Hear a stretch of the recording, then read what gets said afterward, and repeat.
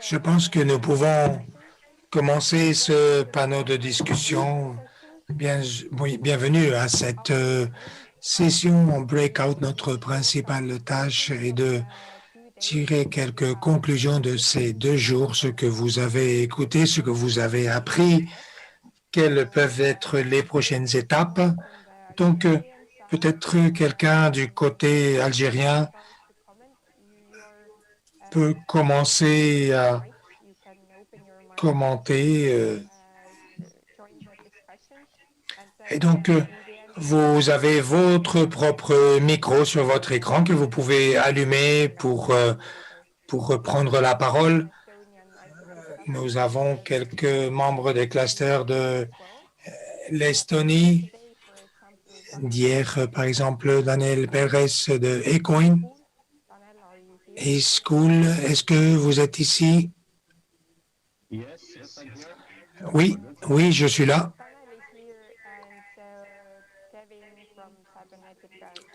Kevin aussi de Cybernetica devrait nous rejoindre également. On va commencer. Est-ce que quelqu'un veut commenter comment se sont passés les 2 jours pour vous? Est-ce que vous avez tiré profit de quelques-unes des présentations? Qu'est-ce qui a le plus attiré votre attention? Est-ce que quelqu'un veut briser la glace? Quelques réflexions? Oui, si je puis prendre la parole, oui, bien sûr. Bien sûr. Bien sûr, certainement, toutes ces présentations m'ont semblé très intéressantes. Elles ont couvert plusieurs aspects différents. Ça a été vraiment très enrichissant du point de vue théorique et pratique. Personnellement, j'ai apprécié les exemples qui ont été présentés. Latipa, peut-être pouvez-vous souligner ce qui vous a intéressé le plus ou ce qui vous a semblé, oui, le plus intéressant? Eh bien, c'était surtout les approches à l'heure de concevoir ou de conformer les différents processus. Ça a été un point très important pour la mise en place d'un système de gouvernance et aussi les outils technologiques. J'ai vu un certain pragmatisme dans le choix des outils. Nous ne sommes pas obligés d'utiliser donc les outils les plus modernes. Nous devons utiliser ce que nous avons. C'est un bon point pour commencer un projet de gouvernance. En particulier, si nous commençons par un projet modeste, nous évaluons, nous avons ce retour d'expérience qui peuvent nous permettre d'aller ensuite, de décliner cela sur des projets plus importants en courant de plus faibles risques. Oui, je suis d'accord qu'il n'est pas raisonnable de briser ce que vous avez déjà, mais d'utiliser tous les acquis existants, les solutions existantes. Oui, en particulier parce que la technologie est toujours en progrès et il ne s'agit pas de courir après la technologie, autrement nous courons le risque de ne pas compléter, de ne pas en venir à bout des projets que nous commençons. C'est important pour mettre en place les services. Est-ce que quelqu'un veut rebondir? Je vois plusieurs personnes. Est-ce que quelqu'un veut intervenir en allumant son micro?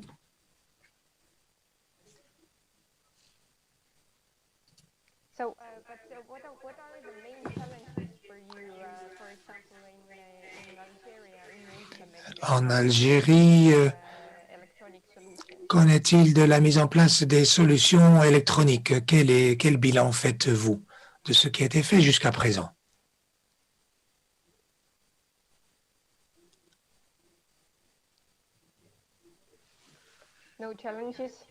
Il n'y a pas de challenge? Est-ce que ces challenges sont technologiques ou ils sont plus liés aux personnes? Kevin, de la session précédente, j'ai vu des personnes qui parlaient de l'interopérabilité. Nous avons eu une session complète. Peut-être vous pouvez leur demander ici, demander ou à mes collègues ou à moi-même, n'est-ce pas, pour lancer cette discussion.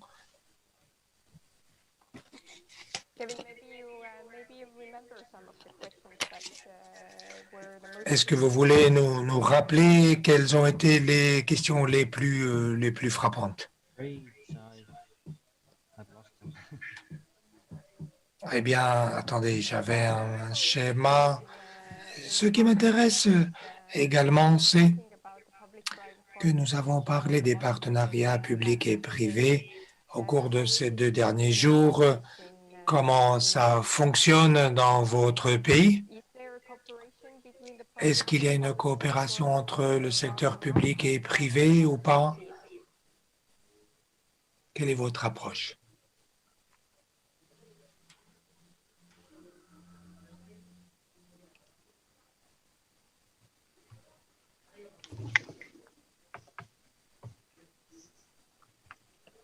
Any comments? Il n'y a pas de commentaires? Oui, si je puis intervenir, eh bien, je ne veux pas monopoliser la parole, mais j'aimerais cependant inviter mes collègues à intervenir également parce qu'ils sont chargés de responsabilités auprès de quelques institutions et j'ai une certaine expérience. Et ce que je puis dire, c'est que en Algérie, il y a une grande volonté de mettre en place un système de gouvernance. Si, par exemple, ces dernières années, il y a eu plusieurs challenges, plusieurs secteurs, le secteur de la poste et des télécommunications, même s'il s'agit de services simples, je dois dire que peut-être nous devrions avoir une vue d'ensemble pour sélectionner les aspects les plus urgents, les plus importants peut-être.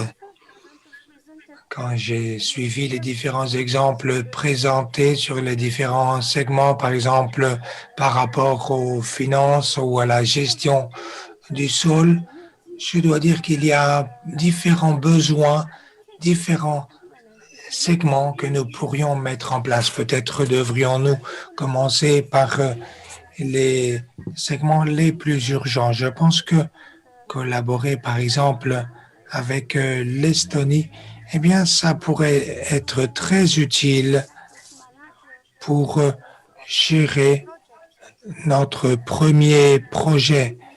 Je veux dire que nous devons peut-être être plus précis pour résoudre certains problèmes.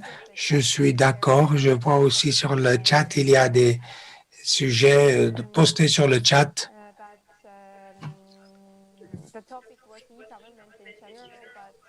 La gouvernance en général, mais peut-être souhaitez-vous donc tenir de prochains ateliers dans le futur, par exemple sur la formation à distance.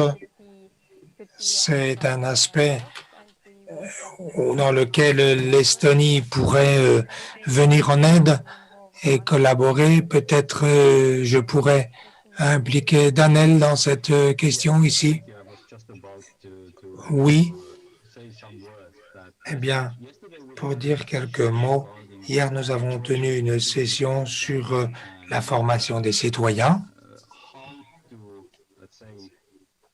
et sur comment nous pouvons donc rapprocher les services électroniques des citoyens. L'idée est que nous pouvons fournir n'importe quoi en numérique, mais il faut qu'il y ait des utilisateurs, autrement, il n'y a pas de possibilité que personne ne les utilise. Je prendrai un exemple d'une ville, de la ville de Tallinn. Le transport public est gratuit à Tallinn, mais en tout cas, il faut valider votre carte électronique. Je veux dire qu'on peut donner des choses gratuites aux citoyens, mais les citoyens en échange, ils doivent apporter quelque chose. Cela peut sembler un exemple trivial, mais par exemple, quant aux services électroniques en Estonie, on peut tout donner en numérique, comme par exemple prendre un taxi, enregistrer votre voiture, vendre ou acheter une voiture, ou par exemple, lorsque votre permis de conduire est à terme de validité, eh bien, vous pouvez le revalider, le renouveler électroniquement. Mais lorsque les personnes ont une connaissance en ce qui concerne l'utilisation de ces applications, eh bien, l'Estonie a résolu ce problème et nous avons formé les citoyens à différents projets. Et je dirais que cela peut s'élargir sur les autres services électroniques. Si vous avez des utilisateurs, nous parlons d'élections électroniques, de e-elections, mais c'est quelque chose qui est cyclique tous les 4 ans. Si vous mettez en place juste une chose, ça ne prend pas de sens parce que tout le monde va oublier comment ça fonctionnait il y a 4 ans. Mais si c'est quelque chose de constant qui nous permet de faire tout, d'utiliser les services de manière numérique, on peut avoir des services additionnels tout le temps.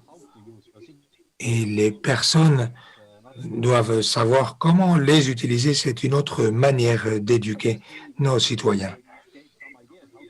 Hier, nous avons eu quelques idées et j'espère que, en tout cas, vous avez trouvé ces échanges utiles. Oui, peut-être ceux qui n'ont pas eu la possibilité de participer hier, eh bien, en tout cas, vous avez les liens sur les présentations d'hier et la session sur les compétences digitales, sur comment nous approchons ces questions-là en Estonie. Nous avions ce commentaire de Esmaïn. Excusez-moi si j'ai mal prononcé votre nom. Vous pensez que la partie la plus intéressante est la formation pour tous les citoyens et non seulement les professionnels des technologies de l'information. L'Estonie a commencé depuis le premier niveau ou depuis la base aux écoles en bas âge pour l'apprentissage des informatiques aux jeunes étudiants. Les étudiants universitaires aussi qui ensuite sont soit doctorants, soit professeurs, ils peuvent utiliser les classes d'école et les infrastructures qui sont là, qui peuvent être utilisées aussi de manière multiple. Narek, des commentaires sur le chat maintenant, c'est le manque d'interopérabilité entre les différents systèmes qui sont développés indépendamment. Les citoyens ont des cartes d'identité, cartes d'assurance aussi. On l'utilise souvent, on a peur que les données personnelles soient copiées. Si vous voulez bien ouvrir votre micro, Michael, et parler de votre situation, les obstacles rencontrés, les difficultés. Oui, Tarek Boutefara. Donc, à l'échelle technique, mis à part la formation de tous les citoyens aux technologies de l'information, ce qui serait très difficile parce que nous avons 43 millions d'habitants, nous sommes un grand pays et sur le plan technique, avec ces différents systèmes de gouvernance qui ont été développés, nous avons plusieurs services qui sont disponibles en ligne. Cependant, le problème est que il faut s'enregistrer chaque fois, s'identifier chaque fois. J'ai plusieurs comptes sur différentes plateformes en utilisant de multiples applications sur mon téléphone portable et chaque application me permet de faire une chose ou d'avoir accès à un service. Je pense qu'il faudrait construire un système équivalent à X-Roads parce que la carte nationale d'identité qui a été mentionnée par plusieurs collègues n'est pas utilisable à présent. Elle est liée aux paramètres biométriques des citoyens. Donc, je pense que si nous voulons construire, développer le X-Roads ou avoir un échange de données puissant, eh bien, nous devons utiliser la carte d'identité nationale ou la carte d'identification sur chaque plateforme. Au niveau technologique, c'est ce que je puis apporter. Très bien. Oui, très intéressant. Une bonne idée pour commencer. Ma question est combien de personnes représentent le secteur privé et combien parmi vous représentez le secteur public? Tarek, quel est votre cas? Eh bien, personnellement, je suis un professeur en technologie de la communication, assistant à l'université. Je représente le secteur public. Et je pense que la plupart d'entre nous représentent le secteur public. Je crois que le secteur privé attend en Algérie que le gouvernement fasse quelque chose.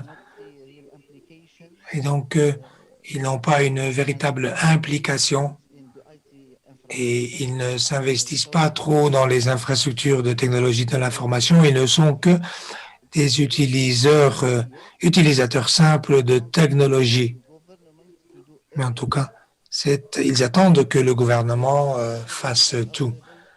Lorsque la technologie sera disponible, ils vont commencer à l'utiliser en tant qu'utilisateurs. En tout cas, comme je disais, ce secteur privé ne s'est pas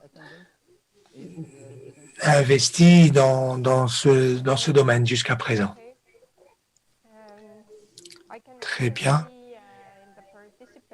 Je peux voir sur la liste des participants Catherine qui a fait sa présentation ce matin. Catherine, peut-être souhaitez-vous ajouter quelque chose à la discussion sur comment réaliser ces partenariats publics et privés pour que la collaboration soit à plus grand succès. Catherine, est-ce que vous êtes là?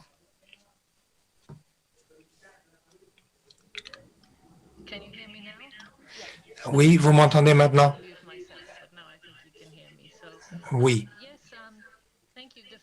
Eh bien, merci. La première chose que je dois dire est qu'il y a besoin d'une législation. J'ai mentionné précédemment que souvent nous n'avons pas besoin de loi particulière, mais en tout cas, il faut qu'il y ait une législation dans le pays qui permette ces partenariats publics, qui facilite ces partenariats publics et privés. C'est pas bien compliqué, mais en tout cas, c'est quelque chose qui relève de la procuration. Il faut impliquer le secteur privé. Mais en tout cas, sans le temps de décliner cela,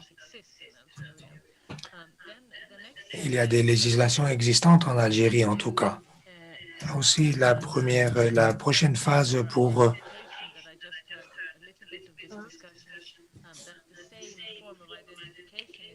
la même identification formelle est requise pour le secteur privé et public. Les deux camps acceptent de travailler ensemble et acceptent l'identification de l'autre partie, n'est-ce pas? Ça a été mentionné aussi au début, qu'au début, c'était les identifications bancaires qui étaient utilisées pour les services publics, alors que maintenant, nous utilisons pour la plupart des identifications pour avoir accès aux services des banques privées. Les deux camps doivent se mettre d'accord.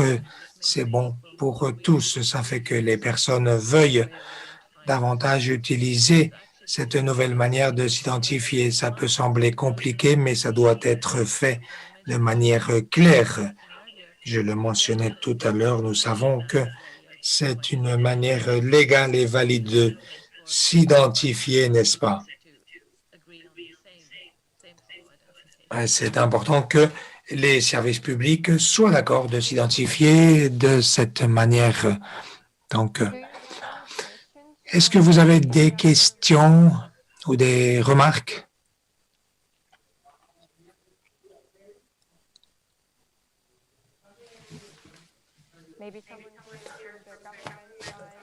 Peut-être quelqu'un du côté du gouvernement ou du ministère des technologies de l'information?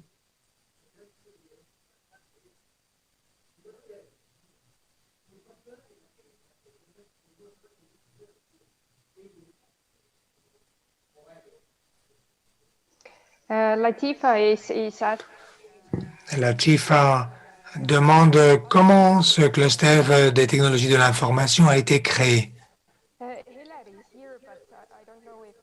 Hilary est ici, mais je ne sais pas si elle a son micro disponible. Hilary, est-ce que vous nous entendez?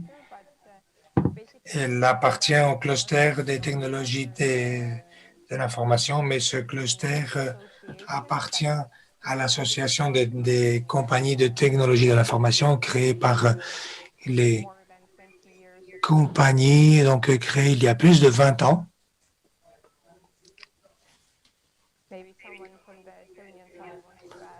Quelqu'un de l'Estonie qui veut peut-être ajouter quelques détails?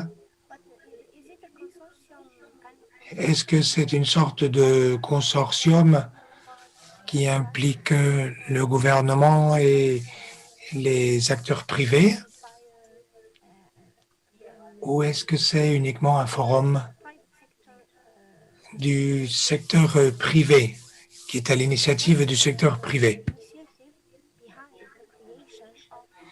Quelle est l'initiative derrière la création de ce cluster de technologie de l'information? Bon, tout d'abord, je dois dire que l'initiative est la même que celle que nous avons discutée ici pendant assez longtemps, ce partenariat public et privé en tant que partenaire valable. Et le gouvernement de l'Estonie avait créé un cluster dédié aux sociétés exportatrices. Le cluster de TIC, donc, inclut les sociétés privées, l'université aussi fait partie de ce cluster, etc. Kevin, peut-être avez-vous quelque chose à ajouter? Tori, c'est la personne la mieux placée pour en parler parce qu'elle est directrice d'exportation du cluster.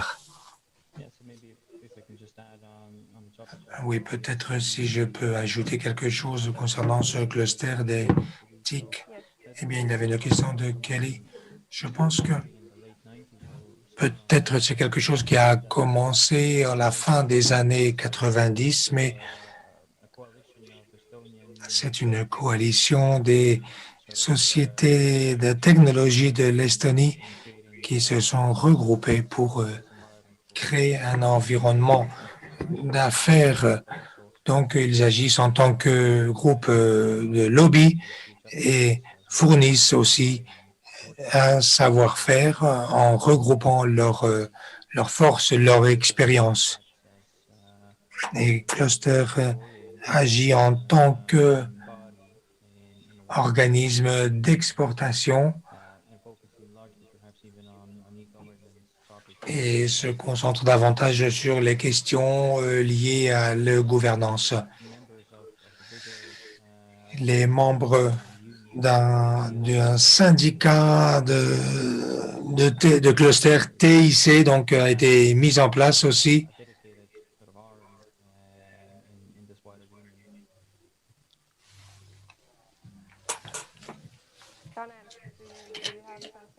Tanel, est-ce que vous avez quelque chose à ajouter?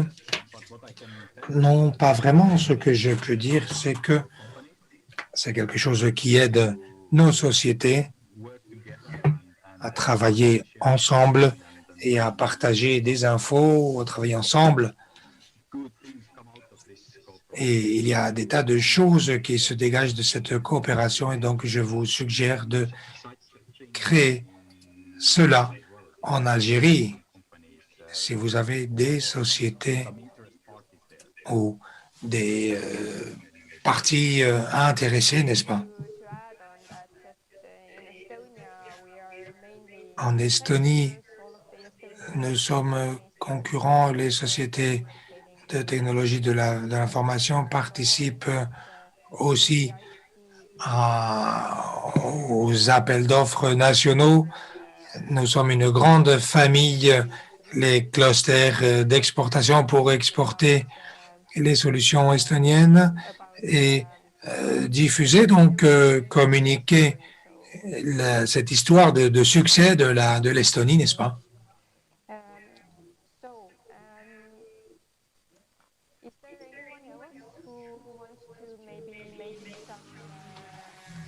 Est-ce que vous voulez faire quelques conclusions, quelques remarques concernant ces 2 jours de travail?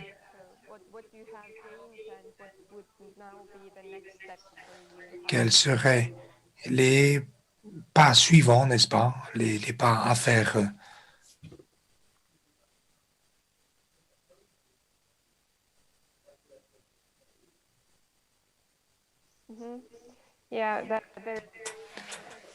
Oui, il y a une question aussi concernant les ateliers futurs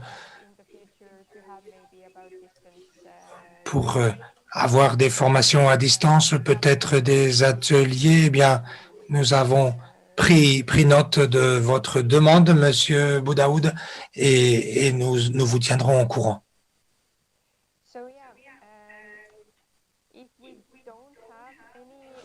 S'il n'y a pas d'autres questions ou commentaires,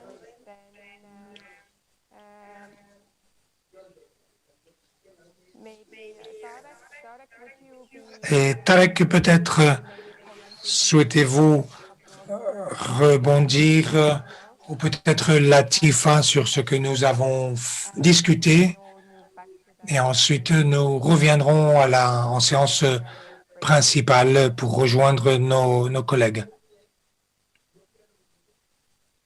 Yes, if Madame Mahdawi. Oui. If Madame Mahdawi. Oui, oui, oui, vous avez la parole. Okay, the link should pop here for the main room within a few minutes.